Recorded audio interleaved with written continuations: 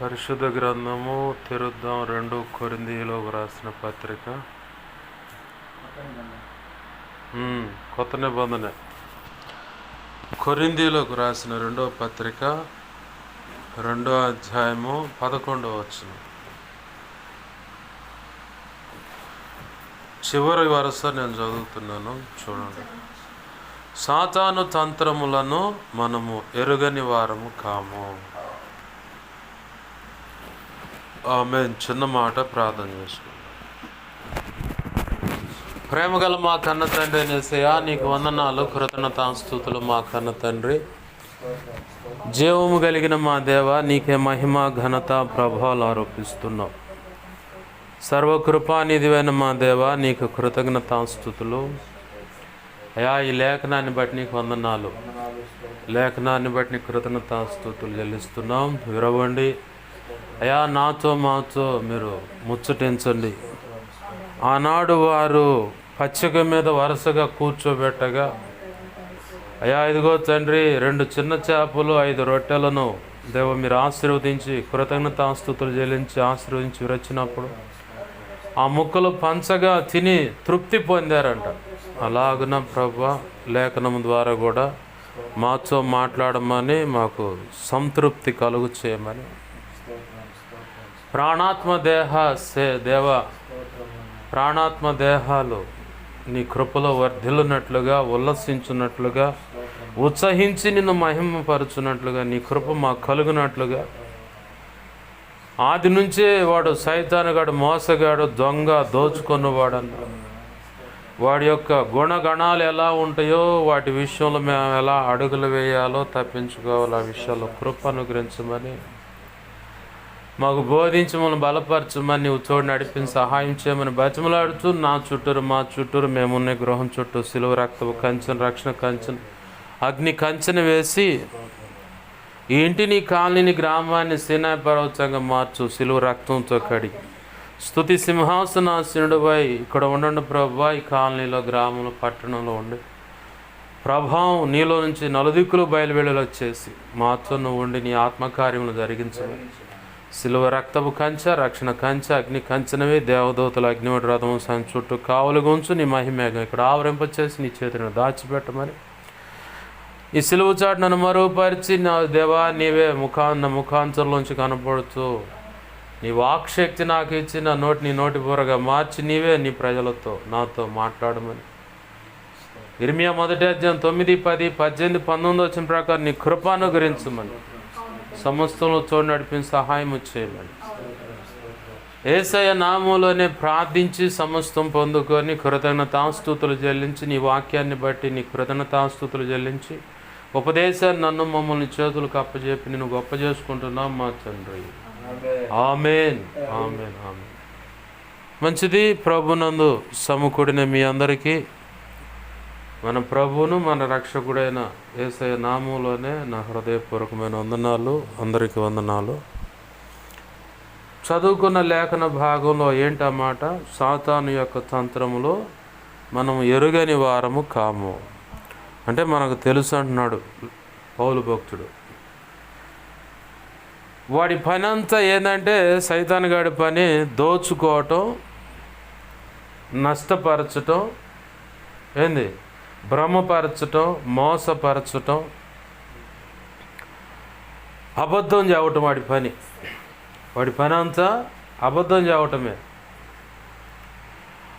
అబద్ధం చెప్పటం కూడా చాలా కోణాలు ఉన్నాయి.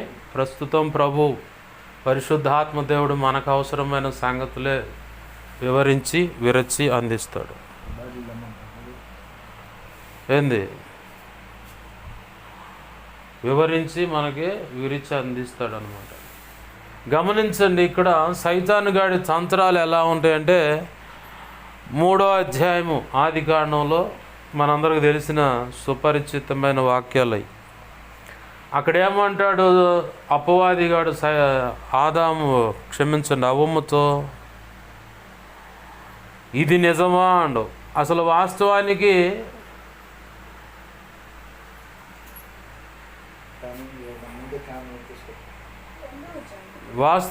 అక్కడ ఏంది, వాస్తవానికి అక్కడ ప్రభు చెప్పిన మాట ఏంటంటే అవి మీరు తినొద్దు అన్నాడు. అవ్వం ఏం చెబుతుంది సైతాన్ గాడికి, అవి మమ్మల్ని అసలు ముట్టుకోవద్దని కూడా చెప్పినాను. ముట్టుకోవద్దని చెప్పిండా, తినొద్దని చెప్పిండా ప్రభు అక్కడ? అంటే సైతాన్ గాడు బాగా మనం గమనించాలి, మన తలంపులను, ఊహలను, ఆలోచనలను, హృదయం ముందు మొదటిగా వాడు తలంపులను, ఊహలను, ఆలోచనల మీద దాడి చేస్తాడు. వశీకరణకు సంబంధించిన మంత్ర ప్రయోగాలు కూడా తల భాగం మీదే ప్రయోగాలు జరుగుతాయి మొదటిగా. ఎందుకంటే తలంపుల మీద ప్రయోగం చేసిన తర్వాత ఆ నెక్స్ట్ మనసులోకి వచ్చి అవి కూర్చుంటాయి. ఈ స్వభావం ఎవడికి ఉందయ్యా అంటే సైతాన్ గాడికి ఉంది. వాడు మొదటిగా తలంపులు, ఊహల, ఆలోచనల మీద దాడి చేసి ఆ పిదప మనసులోకి వచ్చి, ఎవరిలోకి వచ్చి, నా వైపే చూడు, కిందకు అసలు పొరపాటును కూడా చూడదు. దేవునికి మహిమ కలుగును గాక. హల్లెలూయా. ఓ మాట చెప్పానా, నిద్ర కూడా సైతాన్ గడు యొక్క దూత పనే. అంటే నేను ఎక్కువ సమయం నిద్ర కాస్తున్నాను కాబట్టి ఇలా అవుతుంది అనుకుంటాం, కానీ కంటి నిండా నిద్రపోయినా కానీ నీకు అదే తంతు నడుస్తుందంటే విలువైన సంగతులు నీకు అందకుండా సైతాన్ గాడు జోలపాటేస్తూ ఉన్నాడు. బాగా కనిపెట్టు. ఈ నిద్ర మోపును దేవా నా దగ్గర నుంచి తీసివేయి, దానిలో మెలకును దాయిచేయని చెప్పని ప్రభుని అడిగితే ఖచ్చితంగా ఇస్తాడు దేవుడు.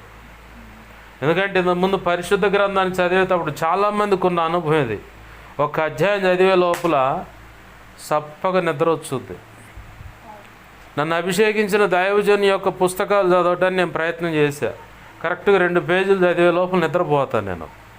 ఈ మాట నా స్నేహితుడు చెబితే ఊరుకో ఎందుకు నిద్రపోతారండు. సర్లే నువ్వు చదివినప్పుడు నీకు అర్థమైద్దిలే అని వదిలేసా. ఒకరోజు పలానా పుస్తకం ఇవ్వండు, సరే ఇదిగో తీసుకో చదువు అన్న. 2 పేజీలు చదివి 3 గంటలు నిద్రపోయాడు. నవ్వుతారేంది ఏంది? ఆ తర్వాత మళ్ళీ ఇంకో పుస్తకం తీసుకో, మళ్ళీ అదే పుస్తకం ఇంకొక 2 పేజీలు చదివాడు. 11 గంటలకు పడుకున్నాడు, 4ంటికి లేచిండు సాయంత్రం పూట. ఫోన్ చేసిండు, ఏంది అది ఆ పుస్తకం చదివితే ఎట్ట నిద్రపోయానండి. మరి నేను నిద్రపోయానంటే అది అన్నావుగా నువ్వు అన్న.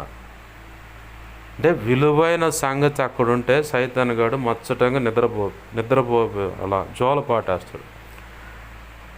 నన్ను అభిషేకించిన దైవజనుడు ఆన్లైన్లో రాత్రి 12 నుంచి తెల్లవారుజాము 4 దాకా ఉపవాస స్పిరిచువల్ వార్ఫేర్ అని సంపూర్ణ రాత్రి ప్రార్థన ఇప్పటికీ జరుగుతూనే ఉన్నది. నాకు మామూలుగానే నిద్ర పట్టదుగా, నాకు నిద్ర వచ్చిందాక లైవ్లో ఉంటా. అవకాశం ఇస్తే జూమ్లోకి వెళ్ళి వాళ్ళు లింక్ ఇస్తారు, వెళ్ళిపోయి ప్రార్థన చేస్తా. అయితే ఒక వ్యక్తి అట ఫోన్ చేసి అయ్యగారికి సాక్ష్యం చెబుతుండు. అయ్యగారు మీ లైవ్ వింటూ ఉండగా అంతే నాకు తెలియకుండా నిద్ర వచ్చింది, మీ వాక్యాలంటే అంత కమ్మని నిద్ర పడుతుందా అన్నంట. దేవునికి మహిమ కలుగును గాక. హల్లెలూయా. ఎందుకో తెలుసా ఆ మాట అంది, పొరపాటును కూడా రీతి నిద్రపోడంట ఆ మనిషి. అస్సలు నిద్ర రాదంట. అస్సలు నిద్ర రాని ఆ వ్యక్తికి ఆ దైవజన్ యొక్క లైవ్ వాక్యాలు వింటూ ఉంటే ఇక ప్రశాంతమైన నిద్ర పడుతుందంట. అప్పుడు అయ్యగారు అనుకున్న ప్రభువా ఇట్ట కూడా వాడుకుంటున్నావా, నీకు స్తోత్రం అని. అయ్యా మంచిది మంచిగా నువ్వు నిద్రపో, ఎన్నో మాటలని జాగ్రత్తగా హృదయంలో పదిలపరుచుకో, చక్కగా నిద్రపో, నేనేం బాధపడినా అన్నాడు. దేవునికి మహిమ కలుగును గాక. హల్లెలూయా. సైతాన్ గాడు ఏంటంటే వాడి పని అంతా నిన్ను నష్టపరిచే జాబితాలోకి దేశపోవాలి. వాడి తంత్రాలన్నీ ఇంక అంతే ఉంటాయి, వాడి వ్యవహారాలంతా ఇక అంతే. ఇక్కడ అవ్వమ్మ దగ్గరకు వచ్చి ఏం పెట్టాడు వాడు మీటింగు, ఏందమ్మా భలే ఉన్నాయా, చక్కగా బాగా ఎరుపున్నావు, ముక్కు బాగుంది, బొగ్గలు బాగున్నాయి, జుట్టు బాగా పొడవుంది, ఈ విషయాలు మేము చెప్పట్లో వాడు ఆడికొచ్చి మూలం మీద కొడతానికి ప్రయత్నం చేస్తున్నాడు. మూలం అంటే పునాది, ఇంటికి ఉండేది పునాది. ఒకప్పుడు రాయి దొక్కారు, ఇప్పుడేమో పిల్లర్లు దొక్కుతున్నారు. ఏంది ఆ పునాది మీద కొడతానికి వాడు ప్రయత్నం చేస్తాడు. ఇక్కడ అవ్వమ్మ దగ్గరకు వచ్చి ఆదాం గారి దగ్గర వీడి సింధులు కుదరలా. ఆదాం గారు ఒంటరిగా ఉన్నా కానీ వీడి సింధులు కుదరలా. కానీ ఆయనలో నుంచి ఒక ఎముక తీసి ఆయనలో నుంచి మాంసాన్ని తీసి స్త్రీ ఆకారంగా ప్రభు చేసి తనకు భార్యగా ఇచ్చినటువంటి ఈ అవ్వమ్మ దగ్గర వాడి చిందులు కుదిరినాయి. వచ్చి అంటాడు, ఇది నిజమా అన్నాడు. ఎందుకు ఆ మాట అంటే ముందు చెప్పేసింది అది ముట్టకూడదు తినకూడదని. దీనివల్ల ఎంత లాభం ఉందంట, నువ్వు ఆ జాకి తీసి ఇటు తిరుగు నాకెళ్ళి, దేవునికి మహిమ కలుగును గాక. హల్లెలూయా. ఏంది ఈడు వచ్చి కథంతా నడిపి చివరికి ఆమె దగ్గర నుంచి ఇది ముట్టకూడదని చెబుతుందాం, తినకూడదని చెప్పితే ప్రభు ముట్టకూడదని కూడా కొన్ని మంచి చెప్పింది. వాడు చెప్పిన కథలన్నీ విని చివరికి ఆమె ఒక నిర్ణయానికి వచ్చింది. ఆ నిర్ణయం చూద్దాం. చూడండి, ఆదికాండం 3వ అధ్యాయము చూడండి. ఆ మాట 3వ అధ్యాయంలో అవ్వమ్మ గారు 6వ వచనంలో చూడండి. ముందు అవ్వమ్మ గారు చెబుతున్న మాట ఏంటంటే, అయితే తోట మధ్యనున్న చెట్టు ఫలములను గూర్చి దేవుడు మీరు చావకున్నట్లు వాటిని తినకూడదనియో వాటిని ముట్టకూడదనియో చెప్పానని సర్పము నేను మొదటి నుంచి చూస్తున్నా. ఏంది అందుకు సర్పము, మీరు చావనే చావరు, ఏలయనగా మీరు వాటిని తిను దినమున మీ కన్నులు చెరవబడుననియు. ఇక్కడ నిజమే చెప్పిండోడు. తర్వాత మీరు మంచి చెడ్డలు ఎరిగిన వారే దేవదూతల వలె ఉందిరనియు దేవునికి తెలియనని. ఇది మళ్ళీ అబద్ధం కోట్ చేశాడు ఇక్కడ. ముందేమో మీ కళ్ళు చెరవబడతాయి అన్నాడు. ఎందుకంటే వాళ్ళకి అక్కడ వాళ్ళు ఉన్నప్పుడు దిశమూలతోనే ఉన్నారు. వస్త్రం అనేది సిగ్గు కప్పుకోవడానికి వస్త్రాలు ఏమి లేవు. ఒకరినొకరు చూసుకున్నప్పుడైనా సిగ్గుపడటానికి, అయ్యో నా దేహమంతా నువ్వు చూస్తున్నావు, నాలో ఉన్న అవయవాలు ఇలా చూస్తున్నావు అన్న ఆలోచన, గ్రహింపు అప్పటికి వాళ్ళకి లేదు. అంటే ఆ గ్రహింపు కలిగేలాగా వాళ్ళ మనోనేత్రాలు, అంటే వాళ్ళ నేత్రాలు వెలిగించబడాల. ఇక్కడ ముందేం చెబుతున్నాడు సైతానుగాడు, తిను దినమున మీ కన్నులు చెరవబడునని. తిన్నాయమంటే వాళ్ళు ఏం చేశారు, అమ్మా ఏంది నువ్వు ఇట్టను, అమ్మాయి ఏందయ్యా నువ్వు అట్టను అని చెప్పని ఇద్దరు చెట్ల చాటుకు పోయి ఆకులు కట్టుకొని బయటకు వచ్చారు. అట్నే తిరుగుతూ ఉండేసరికి ప్రభు యొక్క స్వరం వినగానే బరబర మళ్ళీ ఆ చెట్లకు చాటుకు పోయారు. అంటే ఇక్కడ కన్నులు తెరవబడ్డాయి. ఒకటి నిజం చెప్పిండు. నెక్స్ట్ ఏం చెబుతున్నాడు మళ్ళీ రెండో మాట ఏం చెబుతుండో, మళ్ళీ రెండో మాట, మీరు మంచి చెడ్డలను ఎరిగిన వారి దేవదూతల వలె ఉందిరండి. మంచి చెడ్డలు ఇప్పుడు ఎవరు ఎరిగి ఉన్నారు? మంచి చెడ్డలు ఎరిగిన తల్లి అయితే తిన్న తర్వాత అసలు బుద్ధిగడి తిని అసలు ప్రభు తినొద్దన్నాక ఆయన తిని ఈ పని చేశాం కాబట్టి ఆడే మోకరించి, ప్రభువా నన్ను మమ్మల్ని క్షమించండి అయ్యా, ఆజ్ఞ అతిక్రమించాము, కనికరించు ప్రభు అంటే కనికరించే దేవుడు ఆయన. ఆ పరిస్థితిని వదిలిపెట్టి వీళ్ళు ఏం చేశారు, కింద వచనాలు గమనిస్తే, నువ్వు దిగంబరం అని చెప్పింది ఎవడురా నీకు అని అడిగాడు ప్రభు. అసలు నేను తినొద్దన్న ఆ పండు నువ్వు తిన్నావా అంటే, ఇదిగుదిగుదిగో నువ్వు ఇచ్చావే నాకు చోటుగా ఉండమని చెప్పని. ఇది ఈ పిల్ల చేసింది అంతా, ఈ పిల్ల చేసింది కాబట్టి నేను తిన్నానా ప్రభు అంటున్నాడు. అంటే పక్కన నెపం, పక్కనోడి మీద నింద, అంటే ఆ తప్పంతా తీసుకుపోయి ఆ పక్కనేయటం అనమాట. పైన అక్కడ జరిగిన సందర్భాన్ని బట్టి ఉన్నదన్నట్టు ఒప్పుకున్నట్టే ఆ క్షణం మందే క్షమించబడేవాళ్ళు. ఆ ఏదైనా తోటలోనే ప్రభు కృపలు ఒకవేళ రక్త అర్పణ జరగాల్సి ఉంటే అక్కడే జరిగిపోయేది. ఇక అసలు మనకి ఈ గతి పట్టేది కాదు. ముందు ఒకడొకడి మీద ఉరిరుం చూసుకోవటాలు, పగలు పెంచుకోవటాలు, ఏది ప్రతీకారాలు తీర్చుకోవటాలు, ఈ సెక్షన్ ఉండేది కాదు. పోయి అవ్వమ్మ ఆదామయ్య గారు ఇద్దరు చేసిన పనికి మనం అంతా తిరుగుతానే ఉన్నాం రుబ్బురోల్లో పడ్డ మినప్పిండిలాగా. గిరా గిరా గిరా గిరా గిరా. దేవునికి మహిమ కలుగును గాక. హల్లెలూయా. ఇక్కడ వాడు చెప్పంగానే, ఆ మాట చెప్పంగానే ఏమంటది, వాడు చెప్పిన మాటలు ఆ కథలంతా ఉంది. స్త్రీతో చెప్పగాని 6వ వచనం అంట, స్త్రీ ఆ వృక్షము ఆహారమునకు మంచిదియు, కనులకు అందమైనదియు, వివేకమిచ్చు రమ్యమైనదియునై ఉండుట చూచినప్పుడు ఆమె దాని ఫలములలో కొన్ని తీసుకొని తిని తనతో పాటు తన భర్తకు ఇచ్చెను, అతడు కూడా తినేను. ఆమెను. హల్లెలూయా.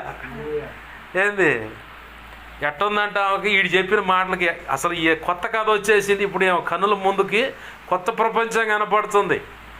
అంటే సైతానుగాడి తంత్రం అన్నమాట. వాడు చెప్పే మాట ఎట్టుందంటే ఏమో వాడు చెప్పినంత తిని ఏమో ఆ కాయగలు చూసింది. చూడంగానే ఇంక కనపడుతుంది ఆ వృక్షం ఆహారమునకు మంచిదియు, అంటే తినడానికి మంచి ఆరోగ్యం ఇస్తుంది అనుకుంటున్నావా. తర్వాత కనులకు అందమైనదియు, అది ఆల్రెడీ అందమైంది, ఇక మళ్ళీ కొత్తగా ఏముంది ఏంది. ఇంకొక మాట ఏం జోడిస్తుంది ఇక మరి తన మనసులో, వేగమిచ్చు రమ్యమైనదియునై ఉండుట చూచినప్పుడు. వాస్తవానికి ఒక తెలుసు ఆ సంగతి. ఏదన్నా ఉంటే ఏమండి హల్లెలూయా ఏమంటుంది అవమ్మ, ఏమంటుంది ఇక్కడ లేఖనంలో 6వ వచనంలో, వాస్తవానికి వేగమిచ్చు రమ్యమైనది యునై ఉండుట చూచినప్పుడు అన్నప్పుడు, ఏమయ్యో ఏడను ఇట్రా, నాకేందో ఈ ఆలోచనలు పుడుతున్నాయి, కానీ ఇదేదో ఈ కాయ దేవుడు తినొద్దండ కదా, కానీ నాకేందో మరి చెప్పింది నువ్వు సరిగా ఇట్రా, సరిగా చెప్పవే, ఇదిగో ఈ కాయ చూస్తే ఆహారానికి మంచిది కనుక బాగానే ఉంది, కన్నులకు అందమైనది బాగానే ఉంది, వివేకమిచ్చు రమ్యమైనది అయి ఉండుట చూచాను. నాకు అట్లా అనిపిస్తుంది అంటే బుద్ధి తక్కువదాన. దేవుడు మనకేం చెప్పిండు, ఆ చెట్టు ఫలమును మీరు తినొద్దండు, తినిన దినమున నిత్యముగా మీరు చచ్చెదరండు. మనకెందుకే లేనిపోయింది ఆ గోల. పనికి మాలినలాగా ఏది యోబు గారు కనుక తిట్టినట్టు, మూర్ఖురాలు వలె మాట్లాడుచున్నావు అన్నట్లుగా పనికి మాలిన మాట్లాడుతూ ఎందుకే మనకు లేనిపోయింది తెప్పలు తెస్తావు, నువ్వు ఇక్కడ ఖాళీగా ఉండదు, ఇటు రావే అని చెప్పని తీసుకొని పోయి వ్యవసాయం చేయించి ఉండాలి. ఏంది వ్యవసాయం, తనతో పాటు వ్యవసాయం చేయించినట్టు తెప్పలు ఉండేవి కావు. మా ఆడవాళ్ళు బాగుందని చెప్పని సైలెంట్గా ఉండేసరికి ఈయన పోయి వ్యవసాయం చేస్తాను, ఆమె పోయి సైతాన్ని కడుతూ సావాసం చేశాను. ఏంది అసలు భార్యాభర్తలు ఇద్దరు ఉన్నప్పుడు ఒకసారి మా యెహోషువ చాలా మంచిగా నాకు నచ్చుతుంది. అప్పుడప్పుడు కాంట్రాక్ట్ పనికి, ఇదిగో వింటున్నావా, కాంట్రాక్ట్ పనికి ఎవరెవరు పోయారా అబ్బాయి అంట, కాంట్రాక్ట్ పనులు ఏమన్నా వచ్చి అడుగుతా ఆ పాస్టర్ గారి సంగతి అంటే, ప్రార్థన చేస్తే అయ్యా ప్రార్థన చేస్తే అంటాడు, పాస్టర్ గారు ప్రార్థన చేయండి, ఇంత కాంట్రాక్ట్ ఇంత మిగులుతాయి అంట. సరే అని చెప్పని ప్రార్థన చేస్తా. నేను అనుకుంటా వర్కర్లు తీసుకొని పోయి ఉంటాడు అనుకుంటా. మామూలుగా నేను అనుకునేది ఏంటంటే వర్కర్లు తీసుకొని పోయి ఉంటాడులే అనుకుంటాను. నేను పని అంతా అయిపోయి తిరిగి వచ్చిన తర్వాత నేను అడుగుతా దాకా అడగను, ఎవరి విషయంలో నేను అడుగుతా.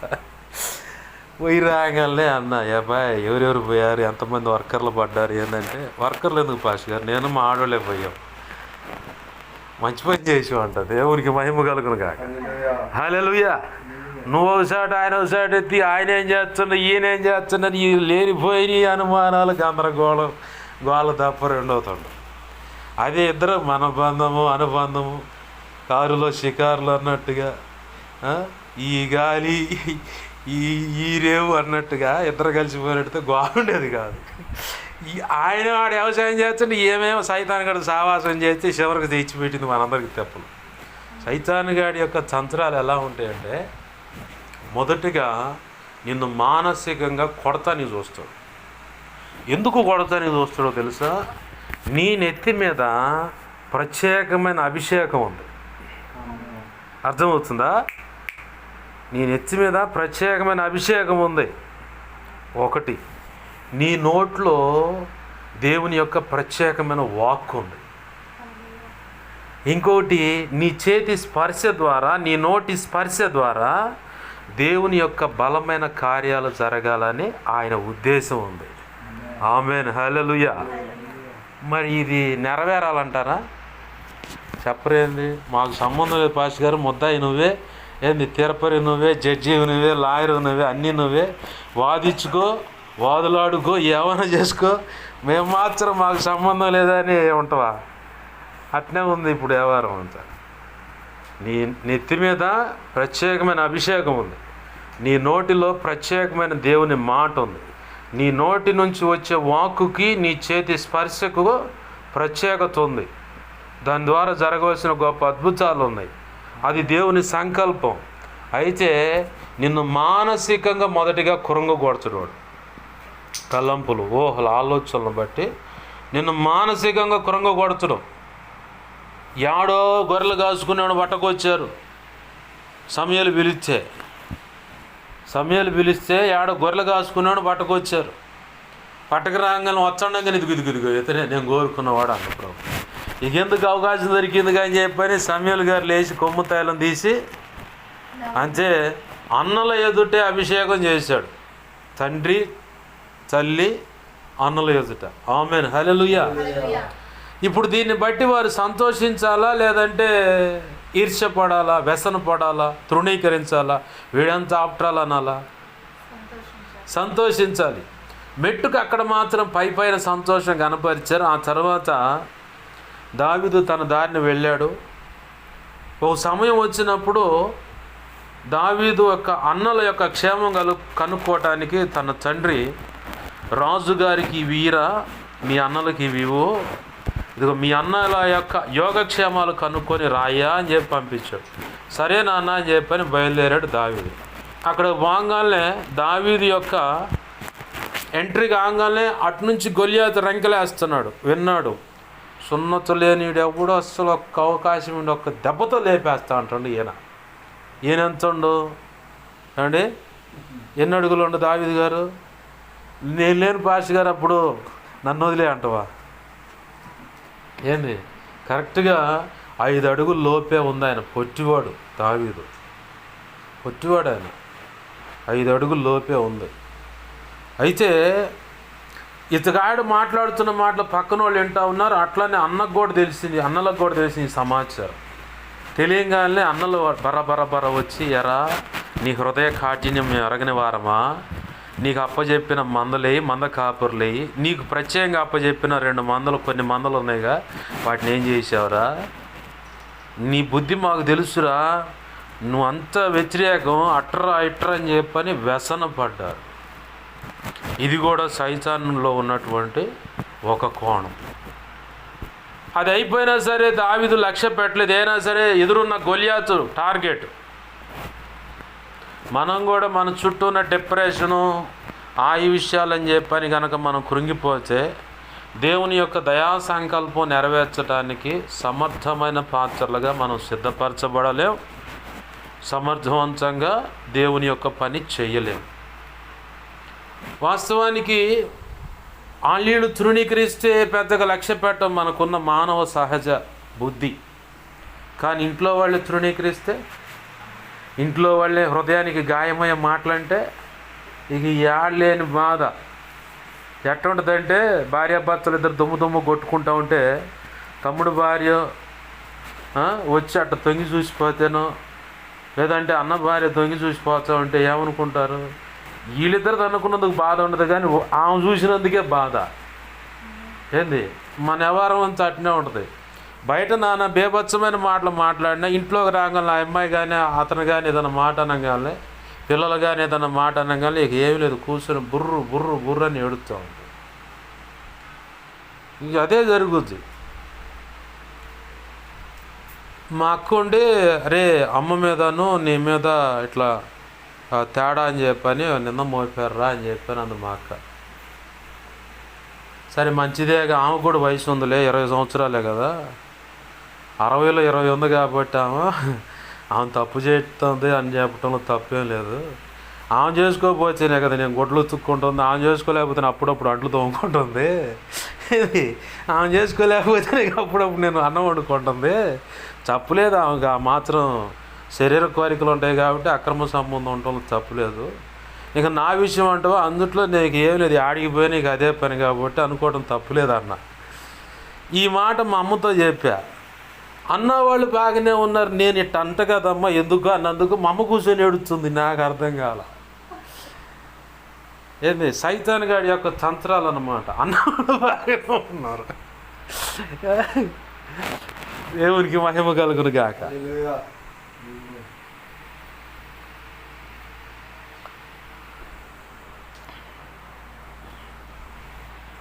ఎలా ఉంటుందంటే ఈ విషయాలు, సైతాన్ గాడు ముందు నిన్ను మానసికంగా కృంగకొడతానికి ఎవరో ఒకళ్ళు ఆడుకొని ఏదో ఒక రాయి నీ మీద పడేసి నువ్వు కృంగిపోయేలాగా ప్రార్థన లేదు, వాక్యం లేదు, ఏం లేదు, మొత్తం ఈడ్చి అక్కడ తన్ని ఓ మూల కూర్చొని ఏడ్చేలాగా చేస్తాడు. దీన్ని ఇదిలించుకోవాలి మనం. దావీదు ఎలా అయితే తన అన్నలు ఎలా అయితే అన్న మాటలు లక్ష్య పెట్టల, వాస్తవానికి తండ్రి అన్నాడు వాడు ఎందుకు పనికిరాని వాడయ్యా, అందుకే తెలిసిపోయి కొన్ని మందల మీద కాపర్లను వీడికి కూడా ఖాళీగా ఉండకు, వీడికి కూడా పని అని చెప్పని కొన్ని మందలు అప్పచెప్పి కాయరా పోయి అని చెప్పని పంపించామని సమయలుతాడు. వాస్తవానికి తండ్రి దగ్గర నుంచే తృణీకారం. తల్లి మాత్రం ప్రేమగా భక్తి సాధన నేర్పింది. కాబట్టి కీర్తనలో దావీదు పలికిన మాట ఏంది, నీ దాసురాలి యొక్క కుమారుణ్ణి నీవు ఇప్పటి వరకు ఒక కొమ్మను కాపాడుకుంటూ వచ్చావు కదా, ఆ కొమ్మనయ్యా నేను, దయచేసి నన్ను కాపాడు అన్నాడు. బాగా చూడండి, సైతాన్ గాడి యొక్క ప్రపంచం అంతా దావీదు చుట్టే తిరిగింది. ఎందుకో తెలుసా, దావీదును చిన్ననాటి నుంచే తండ్రి ద్వారా తృణీకరించబడేలాగా చేశాడు సైతాన్ గారు.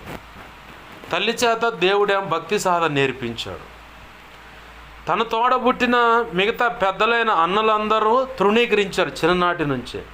ఆ తృణీకార భావం ఉంది కాబట్టే అన్నలందరినీ తృణీకరించి దేవుడు ఈ చిన్నవాడిని మాత్రమే కోరుకొని అభిషేకిస్తే సంతోషించాలి, కానీ ఈర్ష్య పెట్టుకొని సైన్యంలో ఉన్న వాళ్ళని పరామర్శించడానికి వస్తే నీ హృదయ కాఠిన్యం మాకు తెలుసురా అన్న. అంటే అంతకు ముందు నుంచే ఉంది ఈ వ్యవహారం. అటు అన్నల నుంచి ద్వేషమే, తండ్రి నుంచి ఎందుకు పనికిరాడనే ముద్ర పొందాడు. తల్లి మాత్రం భక్తి సాధన చేస్తా వాడిని పెంచుకుంటూ వస్తూ ఉంది, అంటే దావీదుని పెంచుకుంటూ వస్తుంది. ఇక అంతటితో అయిపోయిందా, గొలియాతును సంహరించిన తర్వాత నెక్స్ట్ ఎవరు, పిల్లనిచ్చిన మామే శత్రువైండు. ఇప్పుడు పిల్లనిచ్చిన మామ శత్రువు అయ్యేసరికి యాడ దొరుకుతాడు ఈ దావీదుగాడు, వాడిని వేసేద్దాం అన్నట్టు పరిగెడతా ఉన్నాడు. పగ ఎందుకో తెలుసా, విషపు చూపు నిలిపిన కారణాన్ని బట్టి. ఏందది, దావీదుకి సౌలుకి 1000 కొలదీయును, దావీదుకి 10,000 కొలదీయును జైలు అంటూ ఆ రోజుల్లో రాజులను పొగిడారు, స్త్రీలను పెట్టుకుంటారు. వాళ్ళ టైం బాగుండో మరి దావీదు టైం బ్యాడ్ అయ్యో, ఒకవేళ దేవుని సంకల్పంలో అలాగ వాళ్ళని నెడతామో ఈ సౌలును కాస్త పక్కన పెడతానికి మొత్తానికి భవిష్యత్తు తిరిగిన దేవుడు కాబట్టి వీళ్ళని కదిలిచ్చి వీళ్ళ చేత సౌలుకి 1000 కొలది, దావీదుకు 10,000 కొలది అని జైలు పలికించి, ఆ దెబ్బతో సౌలుకి ఈర్ష్య పుట్టింది, వ్యసనం పుట్టింది. వెంటనే దేవుని ఆజ్ఞ చొప్పున దురాత్మ వచ్చి ఆయన పట్టింది. చివరికి నోట్లో కొనుక్కోవటం, దావీదు ఎక్కడ దొరుకుతాడని అక్కడ చంపుదామని ప్రయత్నం చేయటం. ఇది ఒక రకమైన సైతాను గడి తంత్రం. ఇది బాగుందా? ఈ అభిషేకించబడిన తర్వాత మళ్ళీ గొర్రెలు కాయటానికి పోయిండు కాబట్టి ఆవిడ బాగా ఏం జరిగింది, ఇక్కడ సౌలుతో చెబుతున్నాడు ఈ యుద్ధ సందర్భంలో, అయ్యా ఈ ఫిలిష్తుడు ఎంతటోడు, నా దేవుడు నాకు ఇచ్చిన గొర్రెల మందల మీదకి ఒక గొర్రెను పట్టుకున్నట్ట పోతానికి 2 పర్యాయాలుగా, ఒక పర్యాయం ఎలుగుబంటి వచ్చింది, మరో పర్యాయం ఏమొచ్చింది, నెక్స్ట్ ఏమొచ్చింది, సింహం. ఏంది, వాటి రెండింటినీ నా దేవుడు నా చేతని చీల్చి చంపేయించాడు, నా గొర్రెను నేను క్షేమంగా తెచ్చుకున్నాను. వాటికంటే ప్రమాదకరమైనోడేం కాదు వీడు. ఈయనొక్క దెబ్బతో నా దేవుని కృపను బట్టి లేపేస్తా, అవకాశం ఇస్తాను. ప్రత్యేకమైన అభిషేకం ఉంది కాబట్టి, ఎందుకంటే ప్రత్యేకమైన అభిషేకం ఉంది కాబట్టి సైతాను గాడు అభిషేకించబడ్డ వెంటనే ఆ సింహాన్ని ఎలుగుబంటికి మనిషి ఇలా శ్వాస తీసుకుంటా ఉంటే ఆ శ్వాస నిశ్వాస అంటే ఊపిరి విడవటం తీసుకోవటం అనేది కనుక ఆ శబ్దం వినపడ్డ ఎలుగుబంటి చంపేస్తుంది మనిషిని. అది దానికి ఉన్న గుణం ఏంటంటే పంజాతో కరెక్ట్గా ఈ చిన్న మెదడు మీద కొడుతుందంట, లేదంటే గుండెల మీద ఎట్లా కొట్టుద్దంట, గుండెల మీద. సింహానికి ఉన్న గుణం కూడా అదే, కొట్టకు మెదడు మీద కొట్టుద్ది, తల మీద, లేదంటే మెడకాయ పట్టుకుంటుంది, చంపేయటం. ఏంది ఇటువంటి కఠినమైనటువంటి ఆ ప్రమాదం నుంచి దావీదు తప్పించబడ్డాడు. అంటే ఇటువంటి ప్రమాదం అక్కడ దావీదు జీవితంలోకి సైతాను గాడు అనుమతించాడు. ఎందుకు అనుమతించాడు, అసలు ఏంటి కారణం అంటే, ఇందాక దేవుడు మనతో మాట్లాడుతాడు, దావీదు చుట్టూరే సైతాను గాడి తంత్రాలు తిరిగినాయి. ఇప్పుడు అక్కడ ఎలుగుబంటి, ఇక్కడ తండ్రి, ఇక్కడ అన్నలో, అక్కడేమో గొలియాతు రంకెలేస్తే వాడిని చంపాడు కాబట్టి సౌలు పిల్లనిచ్చిన మామ. అంతటితో అయిపోయిందా? మళ్ళీ మిద్దె మీద తిరుగుతూ ఉంటే చేయాల్సిన సమయం, పని చేయాల్సిన సమయం, అంటే దేవుని పక్షంగా యుద్ధాలకు వెళ్ళాల్సిన ఆ మనిషి, మీరు ఉండండి అయ్యా అని చెప్పి జనం చెప్పిన మాట, ఒక చోట యుద్ధానికి పోతావంటే ఇజ్రాయేలుకు దీపం అయిన వాడే నువ్వు, మేమంతా చనిపోయినా పర్లేదుగా, నువ్వు చనిపోకూడదయ్యా, నువ్వు ఇంట్లోనే ఉండు, రాజనగర్లోనే ఉండు, నువ్వు బయటికి రాక అని చెప్పినారు. ఆ మాట చొప్పు నేను ఇంట్లోనే ఉన్నట్టుండు, ఉండవాడు ఉంటే బాగుండు, మిగతా భార్యలతో సరదాగా ఉంటే బాగుండు, పిల్లలతో బాగుంటే బాగుండు, లేదా యథావిధిగా 3 సార్లు ప్రార్థించడం 7 సార్లు స్తుతించడం అనే క్రమంలో ఉంటే బాగుండు. ఆ మిద్దె మీదకి ఎక్కి అటు ఇటు తిరుగుతూ ఇటు కిందకు చూసిండు. సైతాను గాడి అమ్మడినే ఆమె సౌందర్యానికి ముగ్ధుడయ్యేలాగా మార్చేశాడు. అంటే శరీర శోధన సైతాను గడేసే ఇంకొకలా ఉచ్చు అన్నమాట.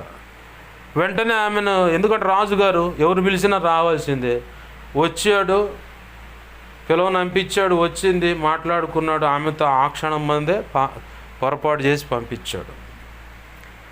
అంతటితో అయిపోయిందా? వెంటనే సైతాను గాడిలో ఉన్న ఇంకొక లక్షణం బయటకు వచ్చింది. ఉరియాని ఎలాగైనా అడ్డు తప్పించుకోవాలి. సైతాను ఉన్న గుణం ఇది. ఈ గుణం ఎక్కడ కనపడుతుందంటే యెషయా గ్రంథంలో, మహోన్నతుని సింహాసనం కంటే ఇంకో కొంచెం పైగా నా సింహాసనం వేసుకుందనన్న తలంచితివి కాబట్టే అధోపాతాళానికి పడిపోతివా అంటారు అక్కడ. యెషయా గ్రంథం 14వ అధ్యాయం పట్టుకుంటా మాట ఉంది. ఏంది? అధోపాతాళానికి పడిపోతివా అని చెప్పారు. వాడి ఉద్దేశం ఏంది? అక్కడ యేసు ప్రభువాన్ని తీసివేసేయాలి. ఎందుకు? తండ్రి అయిన దేవుడు ఏమంటున్నాడు, నీవు నా కుమారుడివే.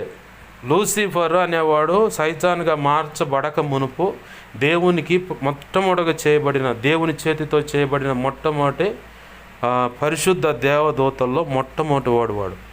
వాడికి అన్ని సంగతులు చెప్పాడు. కాలుచున్న రాళ్ల మధ్యలో, హెస్కేల్ గ్రంథం 28వ అధ్యాయంలో పెట్టుకుంటే ఆ మాట ఉంది. కాలుచున్న రాళ్ల మధ్యలో సంచరించు ఓ కెరూబో అని ఉంటుంది అక్కడ వాడికి అన్ని సంగతులు చెప్పాడు. అయితే వీడికి నచ్చని విషయం ఏంటంటే, నా నోటి నుంచి బయటకు వచ్చిన నా జనతైక కుమారుడు ఇతనికి మీరు లోబడాలని. లూసిఫర్ అంటే ఈ మొట్టమొదటిగా చేయబడిన ఈ తేజో నక్షత్రం అని వాడికి పేరు ఉంది. అదే పేరు యేసుప్రభు వారికి కూడా ఉంది. అయితే అక్కడ ఆ నక్షత్రం అని చెప్పబడుతున్న ఈ సైతాను గాడికి, అంటే నిత్య చీకటి అనేది ఇంకా ప్రవేశించాల వాళ్ళలోకి. ఆ వ్యసనం, ఈర్ష్య, ద్వేషాలని ఇంకా రాకముందు మొట్టమొదటిగా చేయబడ్డాడు కాబట్టి ప్రతిదీ దేవునితో సమాధానంగా ఉంది.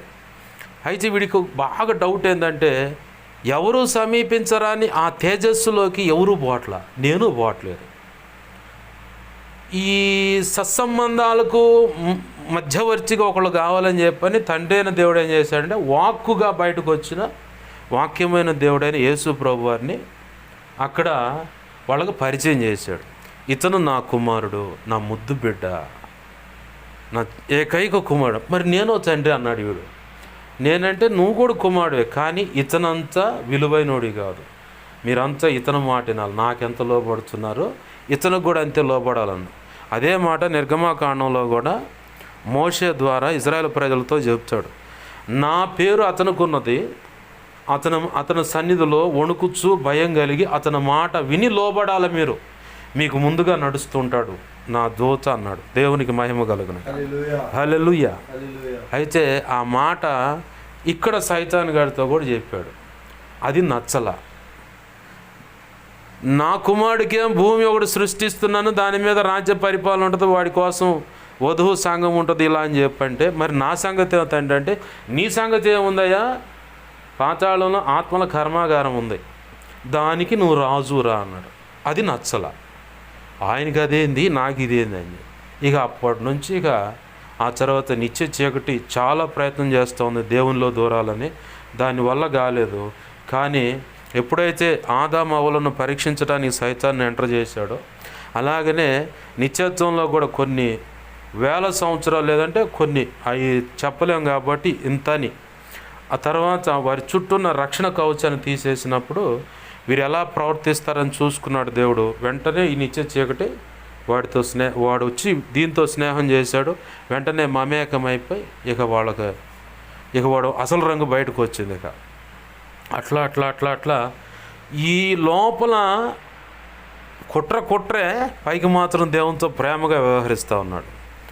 ఇది సైతాను గాడికి ఇంకొక లక్షణం. కుట్రలు, వాడి తంత్రాల్లో ఇదొకటి.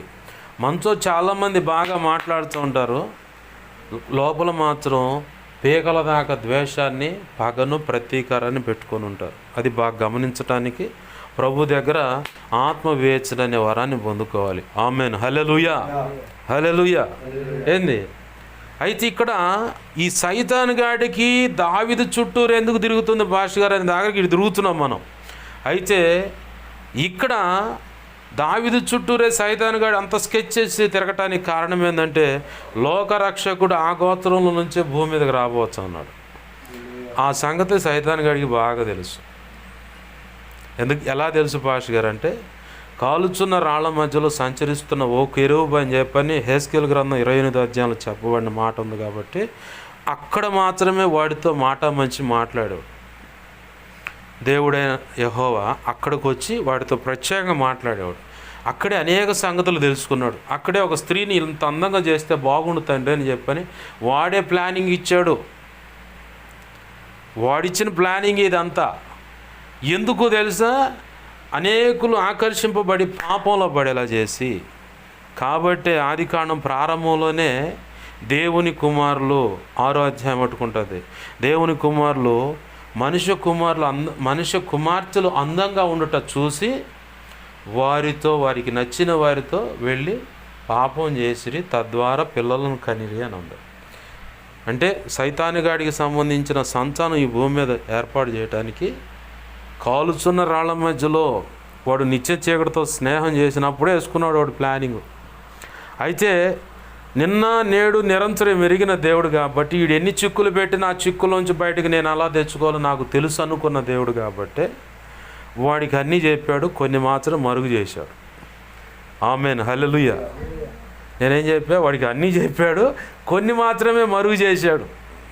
ఆ మరుగు చేసి అందకే వాడు అనుకుంటా ఉన్నాడు. ఆ మరుగు చేసి ఎట్టన్నా కానీ చెబితే నువ్వన్నా చెప్పాలా, లేదంటే దేవుడన్నా చెప్పాలా, లేకపోతే వాడికి అందం. నేను చెప్పటం ఎట్ట పాస్టర్ గారు, అసలు ఇది అందట్లేదు అసలు మాకు అని అనుకుంటున్నారా?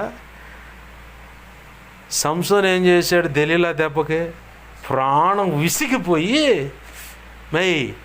ఎందుకే నా ప్రాణం తెచ్చని చెప్పని ఉన్న సంగతి మొత్తం చెప్పిండు. వాస్తవానికి అది చెప్పాల్సిందే, చెప్పాల్సిన విషయం కాదు. ఈయన ఒకడు అంతే అంతమటిగా కాకుండా ఇంకొక ఆయన పెద్ద ఆయన దావీదు, తన పితరుడైన దావీదు వల్లే భక్తి సాధన చేసి చాలా మంచి పేరు తెచ్చుకున్నాడు అన్న భక్తుడు ఒక ఆయన ఉన్నాడు. ఎవరైనా అప్పుడప్పుడు క్విజులు కూడా తగులుతాయి. ఎవరైనా సరే, రోగం వచ్చింది గడియారం చూసుకోండి. ఎవరైనా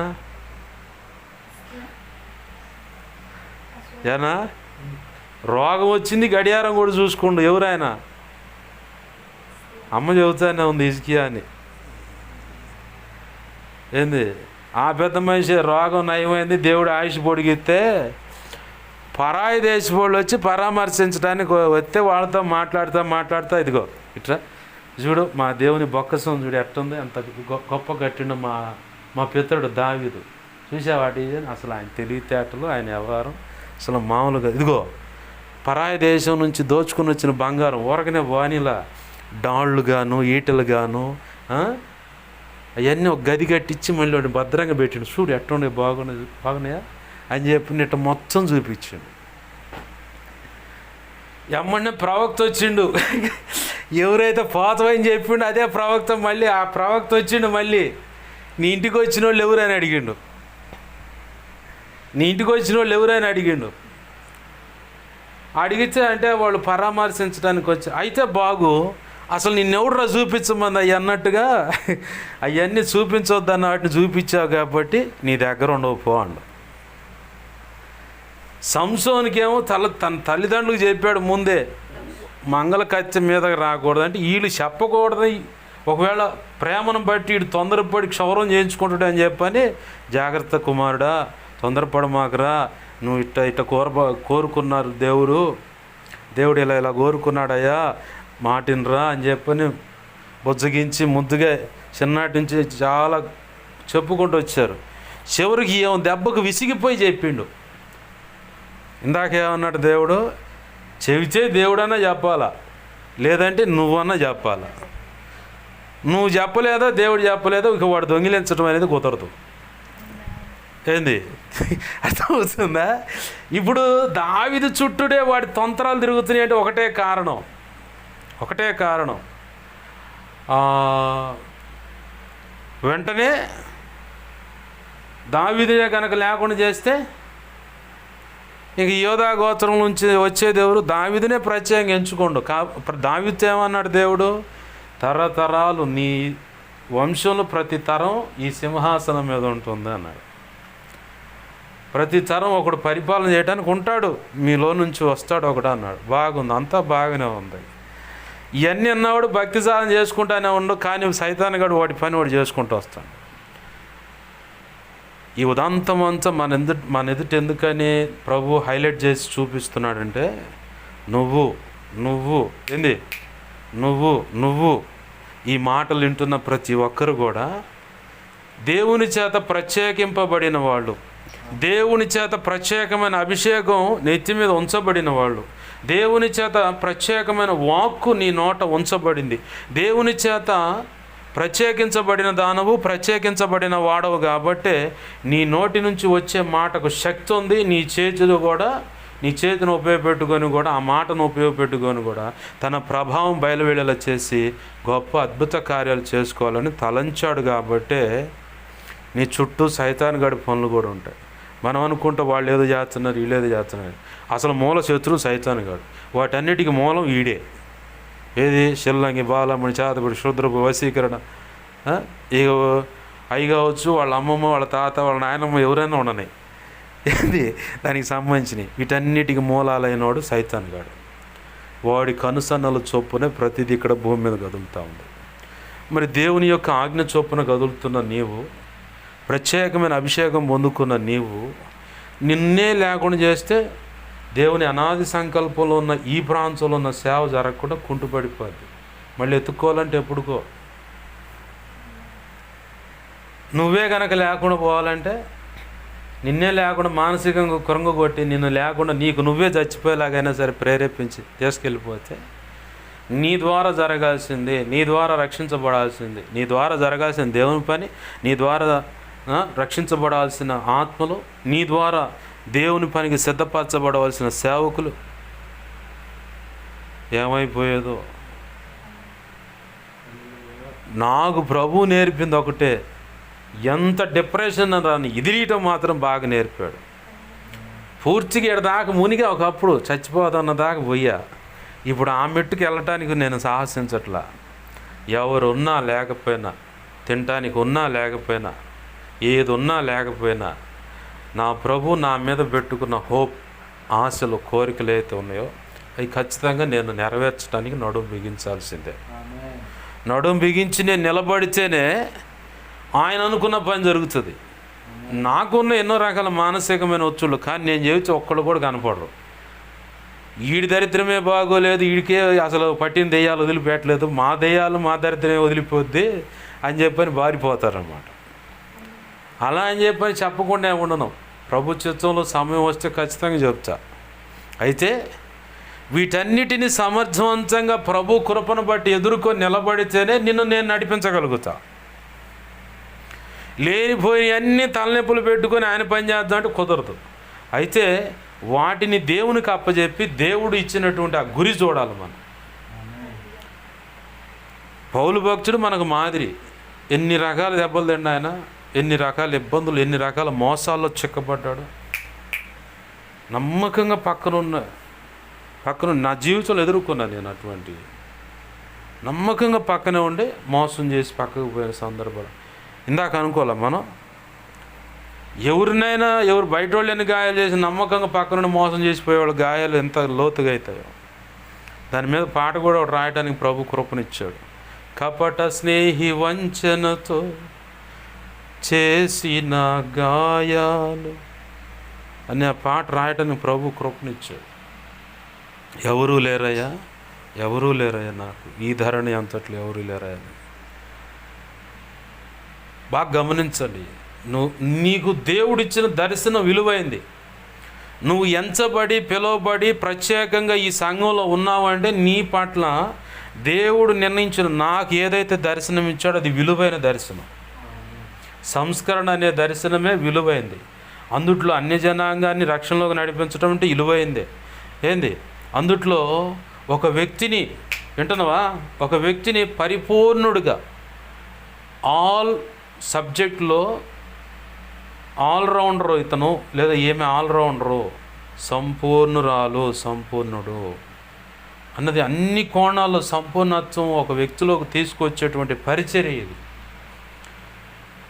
ఇది కష్టతరమైందే, కన్నీళ్ల పెట్టుబడితో నడిచేదే, ఆర్థికంగా ఇరుకు ఇబ్బంది ఉండేదే. సమాజంలో కానీ పరిశుద్ధుల ద్వారా కూడా నిందలు అవమానాలు ఖచ్చితంగా ఉంటాయి, వ్యతిరేకతలు ఉంటాయి. నాకు తెలుసు అది. నిన్నెవరు పూలదాండలేసి శాలువ కప్పి సత్కరించరు. ఈ పరిచర్లో వ్యతిరేకతలున్నా ఇదిలిచ్చుకొని దేవుని వైపు చూస్తూ హల్లెలూయా దేవుని వైపు చూస్తూ ముందుకు సాగిపోతే ఆనాడు దేవుడు నిర్ణయించిన ఆ మహిమ కిరీటము, అక్షయ కిరీటము, జీవ కిరీటము, నీతి కిరీటము ఏది వింటున్నావా? యెరూషలేము పట్టణానికి ఉన్నటువంటి ఆ పేరు, క్రొత్త పేరు ఉన్నాయి. ప్రకటన గ్రంథంలో ఉన్నాయి విలువైన బహుమతులు. వాటిలో ఈ దేనికి నువ్వు నిర్ణయింపబడ్డావో అది దక్కించుకోగలుగుతాను. అకాలంగా ఎదురవుతున్న ఒత్తిళ్ళను బట్టి ఏదో అవుతుందని చెప్పని నువ్వు కృంగిపోయి కృషించుకుపోయి నేను అనుకున్న సమయంలో ఇది జరగలేదని చెప్పని డిప్రెషన్లోకి వెళ్ళిపోవద్దు. అర్థమవుతుందా? నాకు ప్రభు నేర్పింది ఇదే. నేను చెప్పాడు ఒక మాట, ఖచ్చితంగా ఆయన ఇస్తాడు. అది ఆయన సంకల్పంలో నిర్ణయం. మళ్ళీ చదువుతున్న ఇదే మాట. ఆయన సంకల్పంలో నిర్ణయమై ఆయన కనుక నీకు ఒక మాట ఇచ్చాడా, దానికి ఎవడు అడ్డున్నా సరే అవసరమైతే దుమ్ము కోటింగ్ పడుద్ది. మాట వినకపోతే సీటీ కన్ఫర్మ్ అయిపోద్ది. ఆదరణ కోటానికి భూస్థాపన ఖర్చులు పెట్టుకోవాలి రెడీగా.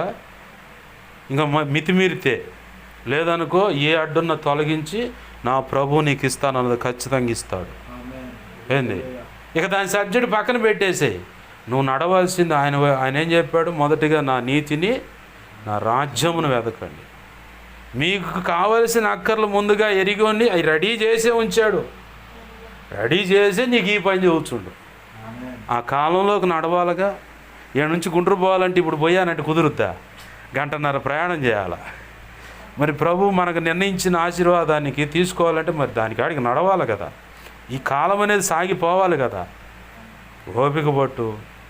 సైతానుగాడికి అవకాశం ఇవ్వద్దు. ఏంది వాడి తంత్రాలు మనం ఎరగని వారం కాదు. ఎందుకంటే పరిశుద్ధ గ్రంథంలో ఎంతోమంది భక్తులు మోసపరిచాడు. మన రక్షకుడి దగ్గరికి వచ్చి ప్రశ్నలు వేసి వాక్యమైన దేవునికే వాక్యాన్ని చూపించే నువ్వెంత నేనెంత మనమెంత బిళ్ళ బీటుకు పడిపోతాం వాడి దెబ్బకి. కానీ ఎఫెసీ పత్రిక సాక్ష్యం ఇస్తుంది 6వ అధ్యాయము 10, 11, 13, 16, 17, 18 వచనాలు. ఆ లేఖన భాగాలు రోజు ఎత్తిపట్టి ప్రార్థన చేసుకో. ప్రభువా నాకు ఈ కృపనివ్వు. నేను డైలీ ప్రార్థన చేస్తాను, మీకోసం కూడా ఆ ప్రార్థన చేస్తాను డైలీ. అది చేసిన తర్వాతే మిగతా వ్యవహారాలు ఏ విషయంలో అయినా ప్రార్థనలు కానీ, నా కోసం కానీ, కుటుంబీకుల కోసం కానీ, మరి ముఖ్యంగా దేవుడు ఇచ్చిన సంఘ బిడ్డలు ఎవరినైతే దేవుడు నాకు నమ్మిచ్చాడో, బాప్తీసం పొంది తొలిదినం ఏ వ్యక్తుల కోసమైతే ప్రార్థన చేయటం ప్రారంభించానో, అభిషేకం పొందిన తర్వాత దేవుడి మీద చేతుల నుంచి ప్రార్థన చేయించాడో, నూనె కోసమైనా నీళ్ళ కోసమైనా ఇంట్లో అయినా సమాజంలో అయినా సంఘంలో అయినా మందిరంలో అయినా ఎక్కడెక్కడైతే ప్రార్థన చేయించాడో అందరి పేర్లు గుర్తు లేకపోయినా కొందరి పేర్లు గుర్తున్నా మొత్తం మిక్సింగ్ చేసి పండుగకి వాళ్ళందరికీ కృపని ప్రభు అని చెప్పి ప్రార్థన.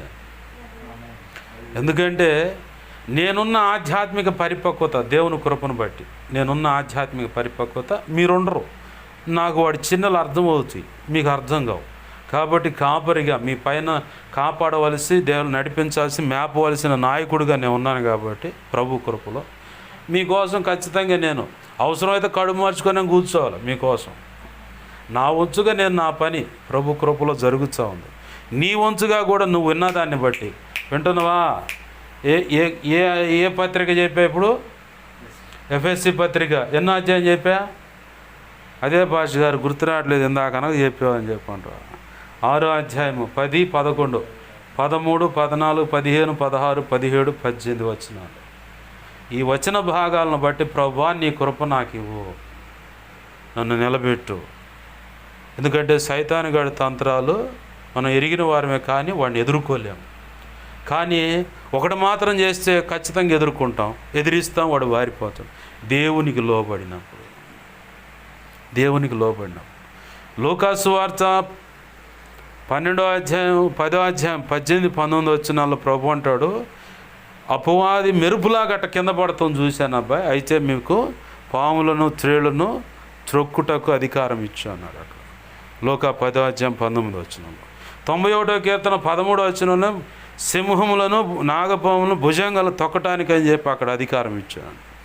అడగాలి, ఈ వాక్యాలు అడగాల. ప్రభువా లూకా 10వ అధ్యాయం 19 వచ్చిన ప్రకారం నీ కృప నాకు. 91వ కీర్తన 13 వచ్చిన ప్రకారం నీ కృప ఇచ్చి, ఆ పక్కనే ఉంది 14 వచ్చిన ప్రకారం నన్ను అన్ని విషయాలు తప్పించు. చూడండి, అదే మాట ఉంటుంది అక్కడ. అలాగనే రోమాపత్రిక 16వ అధ్యాయం 20 వచ్చిన ప్రకారం శీఘ్రముగా సమాధానకర్త యొక్క దేవుడు సాతానుని మీ పాదముల క్రింద చితక ద్రొక్కించును. ఆయన ఆల్రెడీ వాడి తల దొక్కాడు, వాడి తోక ఆడిస్తున్నాడు, అయినా కానీ నీకు అధికారం ఇచ్చాడు. ఇలా జరుగుద్ది అని చెప్పాను. ఎప్పుడు జరుగుద్ది అంటే దేవునికి లోపడ్డప్పుడు. మనం ఎక్కడైనా లోపడుతున్నాం సరి చేసుకుంటే ఖచ్చితంగా వాడు నీ దగ్గర ఉండడు, పారిపోతాడు. వాడి తంత్రాలు ఎమ్మడే నీకు అందుతాయి. వీడు ఇలా వస్తున్నాడు, ఇది సైతాను గాడి వల్ల ప్రేరేపించబడి వ్యక్తులు వస్తున్నారు, ఈ విషయాలు జాగ్రత్తగా ఉండు, ఈ సమస్య ఇలా వస్తుంది, ఈ నష్టం ఇలా వస్తుందని ఖచ్చితంగా ప్రభు నీకు దగ్గరుండి చెబుతాడు. తప్పించుకునే మార్గం కూడా చెబుతాడు. ఆయనకి ఒక మాట రాసింది పత్రికలు, శోధింపబడే వారికి తప్పించుకునే మార్గం చూపించే నాయకుడు ఆయన. ఎందుకంటే ఆయన మనకు ఉంటే ముందుగా శోధింపబడ్డాడు, అన్ని విషయాలు పరీక్షించబడ్డాడు. నీకు ఏ విషయంలో సహాయం అందించడానికి సమర్థుడు ఆయన. నువ్వెందుకు అటు ఇటు ఇది అవ్వటం? ప్రార్థన చేద్దాం. ప్రభువా ఈరోజు ప్రార్థన చేద్దాం. ఎందుకంటే నువ్వు ప్రత్యేకించబడ్డావు కాబట్టి వాడి ప్రయత్నాలు వాడి ఉంటాయి, కానీ మన ప్రభు ఖచ్చితంగా ఆయన రెక్కల చోటుని ఉంచుకున్నాడు. మరి ఎందుకని భాష గారు ఇలాంటివి సంభవిస్తున్నాయంటే నీకు వాడి గ్రహింపు అర్థం కావటానికి, ఇంకొక వ్యక్తి నువ్వు ఆ గ్రహింపు కలిగేలాగా బోధించటానికి. అర్థమవుతుందా? ఇప్పుడు నేను ఇది సోడా తాగుతున్నా, సోడా అని తెలియాలంటే అది తాగితే నాకు అర్థమైతే, తాగిన తర్వాత ఏమవుతుంది? గ్యాస్ ఉంది దాంట్లో, దీనివల్ల ఇంత లాభం ఉంది, అదిగా తీసుకుంటే ఇంత నష్టం ఉందని అర్థమైంది. తీసుకున్నవాడు తేడా పడ్డవాడి దగ్గరకు పోతేనే దాని లాభం ఎంతో నష్టం ఎంతో చెప్పగలుగుతుంది. అసలు ఏం తెలియకుండా సోడా అంటే పక్కనున్నాడు ఎందుకు తాగుతారు అంటాడు. అప్పుడు నాకేం తెలుసు అంటే, అయితే అక్క దగ్గర లేదా ఈ అన్న దగ్గర ఏం లేదు, ఈ తెలిసిన వాళ్ళ దగ్గరికి ఆడకు పోదాంలే పదండి అని చెప్పని ఇంకో సాటకు పోయి ఆ సలహా తీసుకొని అక్కడ నిలబడతారనమాట. అర్థమవుతుందా? ప్రతిదీ మనకి మేలు కొరకే, ఇంకొకళ్ళకి ఆశీర్వాదం కొరకే ఇవన్నీ కలగలిపి దేవుని నామం మహిమార్థమే, ఆయన రాజ్య స్థాపన ఘనంగా జరుగు నిమిత్తమే. ఆమేన్. హల్లెలూయా. ప్రార్థన చేసుకుందాం. దేవుని పాదాలు పట్టుకొని దేవుని అడుగుతాం. ప్రభువా నీ కృపచేతాయ సాతాను యొక్క తంత్రములు ఎలా ఉంటాయో, ఏ కోణాల నుంచి వాడు వస్తాడో, వాడు వచ్చే కోణాన్ని బట్టి ఎలాంటి గాయాలు మాకు అవుతాయో దేవా మీరు తెలియపరిచారు. సైతాన్ గాడు ఇంకొకటి కూడా చేస్తాడు, వ్యర్థంగా నీ చేత ఖర్చులు చేపిస్తాడు. వాడు ఆర్థికంగా నష్టపోయి వ్యర్థమైన ఖర్చులు చేసి అవసరం లేని వస్తువులు అవసరం లేని కొనిచ్చి నీ అవసరానికి వచ్చేసరికి తెల్లారితే అవసరం ఉంటుంది, ఇప్పుడు ఇది అవసరం అన్నట్టు కొనిస్తాడు వాడు. తెల్లారి అవసరానికి దేవుడిని ప్రశ్నిస్తావు, ఏంది ప్రభువా నాకు ఇట్ట చేసావని, అలా ప్రశ్నించేలా కూడా చేస్తాడు సైతాన్ గాడు. దేవుని పాదాలు పట్టుకొని ప్రార్థన చేద్దాం.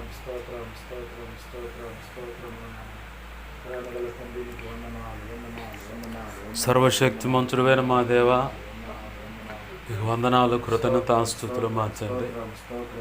సైతాను గాడి యొక్క ఎత్తుగడలు, కుయుక్తులు ఎలా ఉంటాయి, వాడి తంత్రములు మేము ఎరగని వారమని మాకు తెలుసు అని చెప్పావు. కానీ వాడిని ఎదిరించాలంటే నీకు లోబడాలని కూడా చెప్పావు.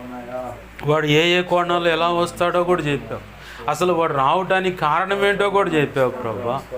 మేము ప్రత్యేకపరచబడ్డాం కాబట్టి, ప్రత్యేకమైన అభిషేకం మాపై ఉంది కాబట్టి అయ్యా, ప్రత్యేకమైనటువంటి వాక్కు మా నోట ఉంది కాబట్టి, ప్రత్యేకమైనటువంటి పని నువ్వు చేయించుకోవాలనుకున్నావు కాబట్టి మా నోట నుంచి వచ్చే వాక్కుకు ఒక ప్రభావం ఉందని, మా చేతిలో ఒక ప్రభావం ఉందని, తద్వారా నువ్వు అనుకున్న పని జరగను ఉద్దేశించావని అయ్యా అయ్యా ఇదిగో తండ్రి ఇలాగ మాతో మాట్లాడుతున్నావు. ఇదిగో తండ్రి సైతాన్ గాడికి ఇంకొక లక్షణం ఉందయ్యా, ఐక్యతను జడగొడతాడయ్యా వాడు. దేవా, ఐక్యతను జడగొడతాడయ్యా. పెద్దలు చెప్పారు, ఇదిగో ఆవులు గుంపుగా ఉంటే పులి వచ్చి తినలేకపోతుందని చెప్పని, నక్క కుయుక్తిగా కదలబాన్ని ఇదిగో నిన్ను అట్ట ఇట్ట అని చెప్పని ఒకళ్ళ మీద ఒకళ్ళు లేనిపోయిన చాడీలు చెప్పి ఐక్యతను కూడా జడగొడతాడు ప్రభువుడు. వాడి తంత్రాలు ఇదొకటి అయ్యా. డబ్బును వ్యర్థంగా ఖర్చు చేపిస్తాడయ్యా. అయ్యా వాడి తంత్రాలు ఇదిగో తండ్రి నువ్వు చెబుతున్నావు. దేవా దేవా దేవా, సైతాన్ గడికి తెలియాలంటే మేమన్నా చెప్పాలి, లేదంటే యేసయ్యా నువ్వన్నా చెప్పాలి. యోబు గురించి నువ్వు చెప్పి అదిగో అతడు నీతిమంతుడును యథార్థవంతుడునై దేవుని యందు భయభక్తులు గలవాడు, అటువంటి వాడు ఊజు దేశమంతటిలోనే లేడని దేవా యోబు గురించి నువ్వు చెప్పావు. అప్పుడే వాడికి తెలిసిందయ్యా. వాడు ఎన్నో ప్రయత్నాలు చేశాడు, అసలు రహస్యం ఏంటో అని చెప్పి ప్రయత్నం చేశాడు. తనకు కలిగినంతటికి తన బిడ్డల కుటుంబ సభ్యులు సమస్తం చుట్టూ 3 రకాల కంచెలు వేశావు. ఆ కారణాన్ని బట్టి వాడు యోబు సమీపించలేకపోయాడు. యోబు యొద్దకు కానీ బిడ్డల యొద్దకు కానీ దేవా కలిగిన సమస్తం యొద్దకు సమీపించలేకపోయాడయ్యా. వచ్చి నిన్ను ప్రశ్నిస్తే నువ్వు చెప్పావు యోబు సంగతి నీకు తెలుసా, నువ్వే యోబు సంగతి అంతా చెప్పావు ప్రభు. ఇక్కడ సంసోను హిజ్కియాలు అయ్యా ఇదిగొచ్చండి, వాళ్ళు వచ్చి మాట్లాడుతున్న దాన్ని బట్టి హిజ్కియాము బడాయికి పోయి అన్నీ చెప్పాడు. దేవా సంసోనేమో ఆ స్త్రీని బట్టి విసుగు చెంది దేవా ఆ మాటలు చెప్పాడని చెప్పాను. చివరికి నష్టపోయింది హిజ్కియాను అయ్యా, సంసోన్ తప్ప ఆ స్త్రీ నష్టపోలేదు, ఆ వచ్చిన వాళ్ళు నష్టపోలేదయ్యా. ఇదిగో తండ్రి దేవా, నీవు చెబితే సైతాన్ గాడు యోబు విషయంలో ఎన్నో రకాల దాడి చేసినా తిరిగి 2 రెట్లు పొందుకున్నాడయ్యా. దేవా దేవా కనికరించండి. నీకు లోబడితే వాడిని ఎదిరిస్తాం, వాడు పారిపోతాడంట. ఒకవేళ ఇప్పటివరకు లోబడలేదేమో ఏ విషయంలో క్షమించండి ప్రభు. ఏమైనా పొరపాటు ఉంటే క్షమించండి, బుద్ధిహీనతలే ఉంటే క్షమించండి. అసమాధాన పరిస్థితి. సైతాన్ గాడికి ఇంకొక లక్షణం ఉంది ప్రభువా, భార్యాభర్తల విషయంలో కానీ, బిడల విషయంలో కానీ, ఇతరుల విషయంలో కానీ, సంఘ బిడల విషయంలో తొందరపడి నోరు జారి ఏదన్నా అసమాధాన పరిస్థితి కలుగు చేస్తే లేఖనం అంటుంది సూర్యుడు అస్తమించు లోపనే మీరు సమాధాన పడాలి, లేకపోతే సైతాన్ గాడు మీ మధ్యలోకి వచ్చి మిమ్మల్ని ఎడం చేస్తాడని చెప్పి. దేవా దేవా దేవా దేవా కనికరించండి అయ్యా. అయ్యా వాడి ఎత్తుగడలు, వాడి తంత్రాలు మేము ఎరిగాం, కానీ దాని నుంచి తప్పించుకునే మార్గం మాకు దయచి కృప చూపించంటూ ప్రార్థన చేద్దాం. ప్రార్థన. ప్రేమగల మా కన్న తండ్రి నేసయ్యా, నీకు వందనాలు, కృతజ్ఞతాస్తుతులు. జీవము కలిగిన మా తండ్రి, నీకు మహిమ ఘనత ప్రభావాలు ఆరోపిస్తున్నాం మా ప్రభా. విచ్చబడ్డ వాక్యం అర్థమైపోకుండా మా హృదయాల్లో బదిలపరచమని అనేక పర్యాలు నెమరు వేసి నేను మహింపరచడానికి కొరకును దయచి. దేవా, నీ వాక్యాన్ని హెచ్చించుకుంటున్నా, నీ నామాన్ని ఘనపరుచుకుంటున్నా. ఈరోజు నీ కుమార్తె విషయంలో గొప్ప కార్యం చేసి అయా పరంజాల మీద పడకుండా అయా కాపాడినందుకు, ఎటువంటి హాని జరగకుండా కాపాడినందుకు, నీ దయా సంకల్పంలో ఉన్నటువంటి పనికి కుంటుపడకుండా, బిడ్డ ద్వారా నువ్వు అనుకున్న పని జరగకుండా అడ్డుపడాలని సైతాన్ చేస్తే వాటి నుంచి కూడా నీవు దేవా తప్పించావు. నీకు కృతజ్ఞతాస్తుతులు చెల్లిస్తున్నావు. సైతాన్ గాడి యొక్క కుయుక్తులు, కుట్రలు, కుతంత్రాలు ఎలా ఉంటాయో ఇదిగో కొన్ని విషయాలు ప్రభా ఈరోజు నీ బిడలకు, మాకు అవసరమని మీరు తేటపరిచి తెలియపరిచిన కృతజ్ఞతాస్తుతులు చెల్లిస్తున్నాం. ఈ మాటల చేత ఇదిగో తండ్రి మమ్మల్ని మేము నీ కృపను బట్టి అయా ఇదిగో తండ్రి పురికొల్పుకుంటూ బలపడి నీ కృపలో వర్ధిల్లుతూ అయా ఎఫ్ఎస్సి 6వ అధ్యాయంలో చెప్పబడినట్లుగా ఆ లేఖన భాగాలను ప్రభు ప్రతిరోజు దేవని పాసనలు ఎత్తిపట్టి ప్రార్థన చేసుకొని ఆ కృప పొందుకొని దేవా దైనందిన జీవితంలో, భౌతికమైన జీవితంలో, ఆధ్యాత్మిక జీవితంలో నీ కృప పొంది సాగిపోయి ఉన్నత శిఖరాలు అధిష్ఠించి నువ్వు అనుకున్న పని జరిగించి నువ్వు మాత్రం మహిమ పొందేలాగా బ్రతుకుట కృపను దయచేయి. అలాగ జీవించేలాగా మనం ఆశీర్వదించి నువ్వు మాత్రం మహిమ పొందమని బతిమలాడుతున్నావు. కార్యం జరిగించమని నీ కృపాస్తాలకు నన్ను మమ్మలను కలిగిన సమస్తాన్ని నీ చేతులకు అప్పచెబుతూ మా ప్రియుడును మా రక్షకుడైన యేసయ్య నామంలో నేను ప్రార్థించి సమస్తం పొందుకొని కృపాహస్తాలకి నన్ను మమ్మల్ని అప్పచెప్పి నేను గొప్ప చేసుకుంటున్నాం మా తండ్రి. ఆమేన్. ఇప్పుడు మన తండ్రి అయిన దేవుని ప్రేమయు ఆయన ప్రియకుమారుడైన యేసుక్రీస్తు వారి కృపయు పరిశుద్ధాత్మ దేవుని అన్యోన్య సహాయ సహవాసము సమకూడిన ఈ ప్రార్థనలు ఎక్కిపిస్తున్నా, ఇక ముందే ఎక్కిపించబోతున్నా. ఇక్కడున్న సంఘానికి, సంఘ బిడలకు, పరిచర్య జరుగు సంఘ బిడలకు, అలాగనే సార్వత్రిక సంఘంలో సకల పరిశుద్ధులకు నిత్యత్వము చేరు పర్యంతరం సదాకాలము తోడే ఉండి ప్రభువే సైతాని యొక్క కుతంత్రాల నుంచి, ఎత్తుగడల నుంచి తప్పించి తన నిత్యమైన మార్గంలో మనల్ని అందరూ నడిపించి ఆయన అనుకున్న పని మన ద్వారా జరిగించి ప్రభువే మహిమ పొందునుగాక. ఆమేన్. కలలో, నిద్రలో, దర్శన, స్వప్నాలు చూపించబడి సమస్త చేషులను యేసునామమున మహాపునరుద్ధాన శక్తి ద్వారా బంధిస్తున్నాం.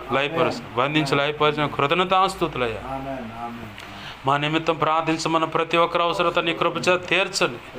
మా కోసం ప్రార్థించండి. నీ సన్నిధిలో మొరపెడుతున్న వాళ్ళని దీవించి ఆశీర్వదించండి అయ్యా. పరిచర్య కోసం అయ్యా, మా కోసం అన్ని విధాలు ప్రార్థిస్తున్న బిడ్డలు దీవించి ఆశీర్వదించి సేవలు గొప్పగా అభిషేకించి వాడుకోండి. కళలు, నిధులు, దర్శనం, స్వప్నాలు చూపించబడ్డ సమస్త మంచి కళలు, మంచి స్వప్న నిధులు చూసి సమస్త మంచి యేసునామమున త్వరపెట్ట జరిగేలా చేసి నెరవేర్చుతండి. త్వరపెట్ట జరిగేలా చేసి నెరవేర్చిన కృతజ్ఞతాస్తుతులయ్యా.